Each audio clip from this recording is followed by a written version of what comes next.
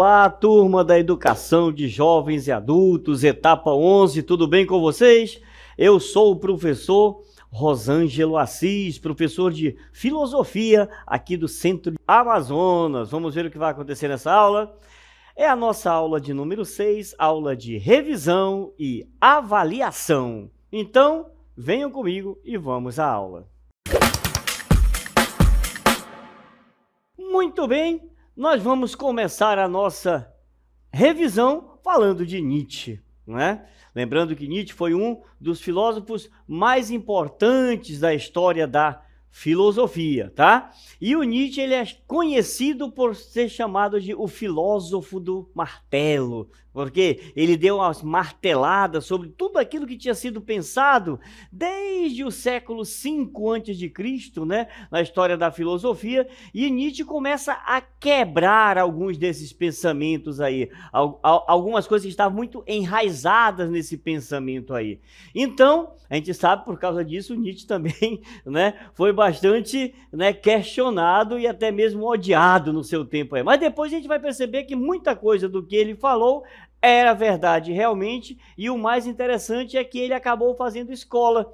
Vieram muitos pensadores depois que tentaram entender esse pensamento e trouxeram esse pensamento até nós. Perfeito? Então, olha só, nós vamos começar aqui a nossa revisão falando sobre essa crítica do pensamento ocidental. É a filosofia do martelo. Nietzsche, ele faz essa crítica. Ele é um crítico ferrenho de toda a tradição filosófica ocidental que se desenvolveu após Sócrates, a quem ele acusa de ter negado a instituição criadora da filosofia anterior. Que filosofia foi essa? A filosofia dos pré-socráticos, tá? Então, naquela passagem do mito para a filosofia, os filósofos pré-socráticos, eles tinham ainda essa seiva criadora, segundo o nosso pensador Nietzsche, tá? E aí, a partir de Sócrates, com um momento mais racional, a ideia de se buscar uma verdade absoluta, a filosofia, ela muda um pouco o seu rumo. E aí, Nietzsche faz essa crítica aí. Tá? Então, o que ele diz? Ele vai fazer uma crítica a esse pensamento socrático platônico, tá? O que ele diz? Que essa nossa civilização, ela é vítima de quê? De uma interpretação socrática platônica do mundo. Ou seja, que acredita na ideia. A ideia é o pensamento, onde o pensamento é superior ao corpo. Tá? Então, é aquela ideia de buscar realmente a razão, de, através da razão, buscar esta verdade aí, tá? Então, fica muito racional, e esquece um pouco o lado criativo do ser humano. É essa a crítica que o Nietzsche faz para nós, tá? Ele até comenta que nós nos tornamos muito apolíneos, a ideia do deus Apolo. Na Grécia Antiga, Deus Apolo era o deus da razão, o deus da verdade, né? O deus da austeridade. E ele diz: nós ficamos muito Apolo e deixamos de ser um pouco Dionísio. Dionísio foi abandonado. Dionisíaco, como ele vai falar. Nós não deixamos de ser dionisíaco, que seria o quê? Aquela ideia do deus Dionísio, que é o deus da festa, o deus da alegria, o deus do vinho, o deus da criatividade. Tá bom? Racional demais. E perdemos um pouco essa seiva criadora. Essa foi uma crítica que Nietzsche faz. Tá bom, pessoal? Muito bem.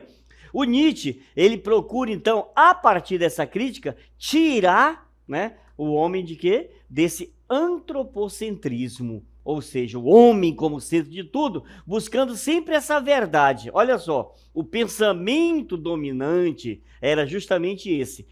Quem tem a verdade? E o Nietzsche, ele vai dizer... Não, a ideia, o ideal seria perguntar o quê? Para quê e por que a verdade? Não importa quem tem a verdade. O que importa é para que essa verdade. O que importa é por que esta verdade aí. Então, a história do conhecimento humano é a história do quê? Da criação e da cristalização da ideia de verdade. Foi isso que aconteceu, segundo Nietzsche, ao longo da história, tá? Cristalizaram essa ideia de verdade aí, tá? E a briga que aconteceu, a luta que aconteceu ao longo da história da humanidade, ao longo da história da filosofia, é quem tem a verdade. Então, sempre um filósofo que vinha depois, ele dizia, a verdade absoluta é essa. A verdade absoluta é essa. E Nietzsche vai dizer que a ideia não era só essa daí, mas para quê essa verdade como um todo? E, baseado nisso, o que o Nietzsche vai fazer? Ele dá a segunda martelada. Qual é a segunda martelada de Nietzsche? É uma crítica intensa dos valores morais. Segundo Nietzsche, esses valores morais são o quê? Produtos histórico-culturais criados por classes dominantes e por líderes religiosos e impostos ao resto da sociedade, como se fosse uma verdade de fato e naturalmente dignos de serem seguidos. Então, essa ideia é muito forte aí, tá? Nietzsche faz essa crítica ferrenha a esses valores que, segundo ele, foram impostos até nós. Por quem? Por quem domina, né? Porque tem o poder. Por quem se considera o líder da comunidade, o líder do Estado, o líder da nação. Então, impuseram, né, sobre nós esses valores aí. E nós, meros obedientes, né, tivemos que receber e aceitar esses valores. Perfeito? Então, Nietzsche faz essa crítica também. E é por isso que Nietzsche vai falar da questão da morte de Deus.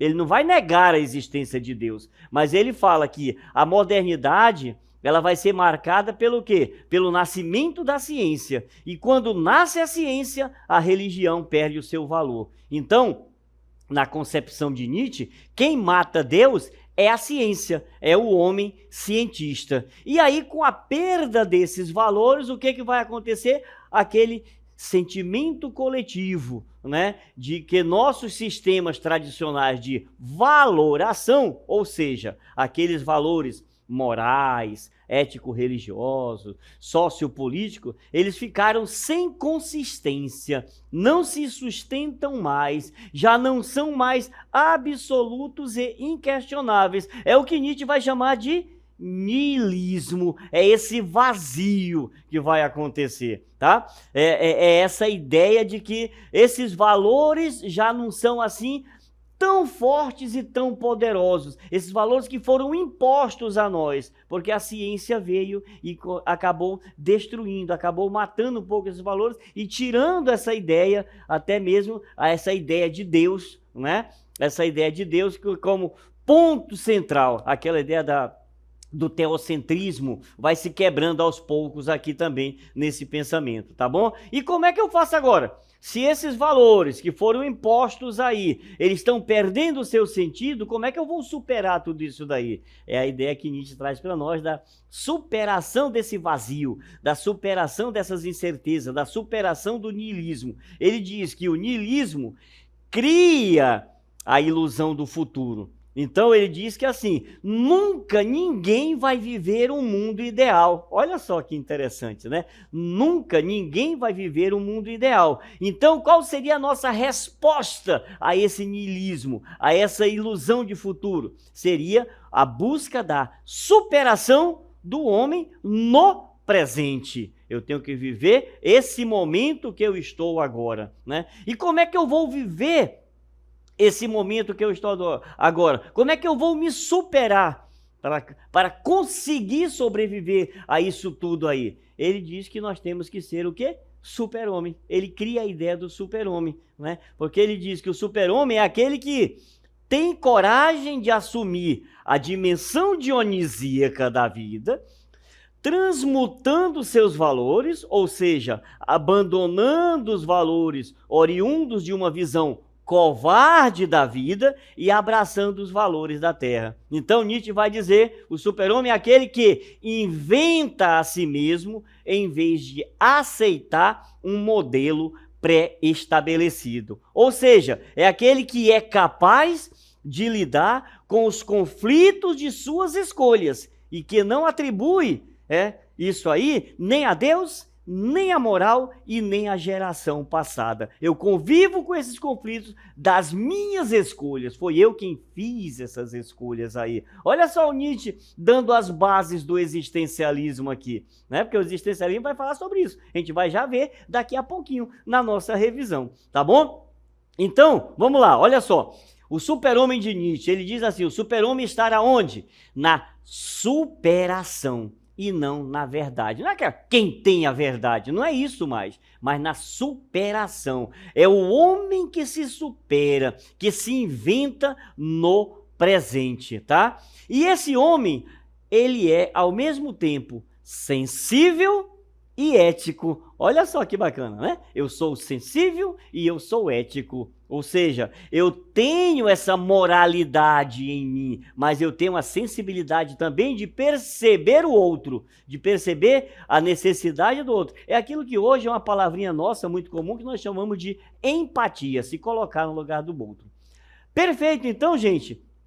Esse Nietzsche aqui, ele dá as bases para aquilo que nós vamos chamar de filosofia existencialista. Nietzsche vai dizer, eu não sou um existencialista, né? Mas ele dá essas bases aí. E alguns filósofos que virão depois, eles vão trabalhar a partir desse pensamento, criar essa ideia existencialista. Vamos entender bem esse existencialismo, então? Vamos lá, olha só. O que é o existencialismo? O nome já diz tudo, né? É um conjunto de doutrinas filosóficas que tem foco aonde? Na existência humana, ou seja, na condição de existência humana. Olha só, não é somente na existência em si, mas na condição de existência humana, tá bom? O existencialista, ele diz que para você existir tem que ter um projeto, porque se você estar aí no mundo, mas não tem um projeto de sua existência, olha a condição de existência humana aí. Tá vendo? Esse jogo de palavras, ele é interessante. O conceito das coisas, ele é muito importante, gente. Ele é muito importante para que a gente possa entender esse todo aí e entender o mundo que nós vivemos, tá? Então, vamos lá. Para o existencialista, né? O principal foco do existencialista, a ideia é essa. A existência precede a essência. Ou seja, nós temos o ser em si e o ser para si. O que é o ser em si? As coisas já estão prontas, já estão dadas, já estão acabadas. E o ser em si, se é assim, já está pronto, dado e acabado, o para si é aquele outro que vai ser aonde? Jogado, lançado nesse mundo e vai começar a se construir. Olha a ideia da construção desse projeto de existência aí. Tá certo, então? Estão conseguindo acompanhar? Porque isso aqui é importante, tá? Para a gente entender o processo que vem agora. Porque a gente vai conversar os principais conceitos desse existencialismo, as principais ideias que são a base desse pensamento existencialista, tá bom? Então vamos lá, olha só, fique ligado aí comigo, vamos ver. O fato da existência. O que é o fato da existência, professor? Eu existo, né? Eu fui lançado a esse mundo, só que eu não pedi para nascer. A primeira consciência que eu tive foi de que eu estou nesse mundo, eu já estou, e quando eu tomei consciência de mim, eu já me dei conta de que estava nesse mundo. Em que momento é? Aí os psicólogos vão dizer para vocês, mas eu não sei muito bem onde é, tá? Então a ideia em si, quando eu tomo essa consciência, eu já estou aí. Esse é o fato da existência, tá? Junto com o fato da existência, tem a ideia de quem? Do ser humano. Se eu existo, então eu estou no mundo, eu sou um ser humano que existe aí nesse mundo, né? Olha só, aí o que eu tenho que fazer? Me entender e perceber que eu sou uma realidade imperfeita, aberta, inacabada. Eu não estou pronto e eu vivo sobre riscos e ameaças. A partir daí eu tenho que fazer o quê? Desenvolver a minha existência, tá bom? Eu desenvolvo a minha existência onde? Relacionando com o mundo, projetando minha vida, agindo no campo das possibilidades, buscando realizar aquilo que eu ainda não sou. Em outras palavras, eu desenvolvo a minha existência construindo um projeto de existência. Só que no desenvolvimento dessa existência, da construção desse projeto, eu vou ter que topar de frente com a ideia da liberdade. a famosa liberdade humana. Olha só. Sartre, um dos principais expoentes do existencialismo, ele vai falar que somos condenados à liberdade. Por que Sartre fala que nós somos Poxa, a liberdade não é algo bom? Por que eu sou condenado à liberdade? Porque no pensamento existencialista, a liberdade humana ela não é plena. A liberdade humana ela é condicionada às circunstâncias históricas da existência. Eu existo, mas eu existo aonde? Aonde foi que eu nasci, né? Qual a situação da histórica de onde eu nasci? Então, tudo isso aí condiciona a minha existência aí. E, a partir disso, querer não é poder, não vai se identificar com o poder. Então, eu tenho que agir todos os dias superando ou não obstáculos. Tá vendo? A questão da liberdade aí. E aí entra um passo muito importante aqui, que é das escolhas. Se eu sou livre, eu faço escolhas. Se eu faço escolhas, eu tenho que assumir as consequências dessa minha escolha, né? E aí, lembra de Nietzsche, lá atrás? Aí não adianta eu botar a culpa em Deus, não adianta eu botar a culpa no outro, não adianta eu botar a culpa na sociedade.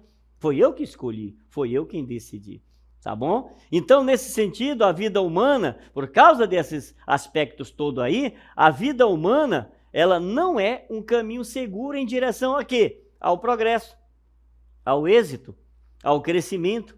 Por quê, professor? Porque nós não podemos ignorar que na vida humana tem o sofrimento humano, tem a angústia interior, tem a exploração social. Nós somos explorados e por isso nós nos angustiamos, por isso nós sofremos. Faz parte do nosso existir, faz parte da vida humana aí. Isso. Então eu não posso ignorar nada disso daí. Quando eu me percebo nisso tudo, não é? Aquele homem comum ali vai ser derrotado.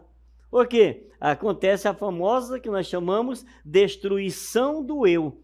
Eu tento realizar o meu projeto, eu sofro interferência de fatores adversos, eu desvio do meu caminho e aí eu confronto o meu eu com o outro. E muitas vezes o meu eu é destruído, é arruinado, é dissolvido. E aonde? Nas banalidades do cotidiano. E aí eu acabo me tornando não o que eu queria ser, não o projeto que eu pensei para mim, mas eu acabo muitas vezes fazendo o quê? Me tornando o que os outros são. Olha só que interessante, né? Tem como fugir disso daí, professor? Tem sim. O existencialismo fala que nós podemos fugir disso daí através da angústia. Essa angústia seria justamente esse despertar da existência inautêntica. Olha só que coisa interessante, né? Eu vivo uma vida inautêntica quando eu me coloco na vida do outro, simplesmente, tá? Então, essa angústia, ela vai fazer o quê? Despertar dessa existência inautêntica. A angústia revela o quanto nos dissolvemos em atitudes impessoais. A angústia revela o quanto somos absorvidos pela banalidade do cotidiano, o quanto anulamos o nosso eu para inseri-lo alienadamente no mundo do outro.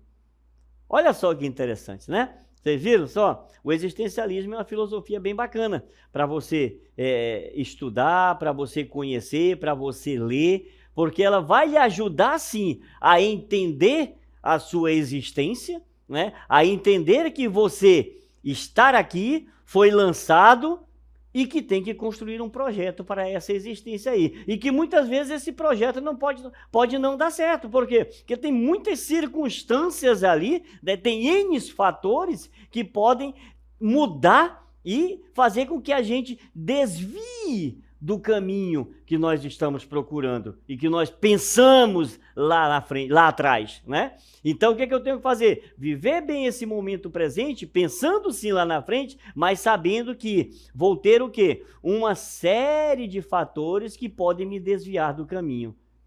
E a angústia é importante nesse sentido aí. Eu tenho que me angustiar, né? Para quê? Para me superar todos os dias, né? E conseguir, através daquilo que Nietzsche vai chamar a sua vontade de potência, acreditar na minha capacidade de ser e de vencer. Perfeito, então? Eu espero que tenham conseguido acompanhar aí e até a próxima.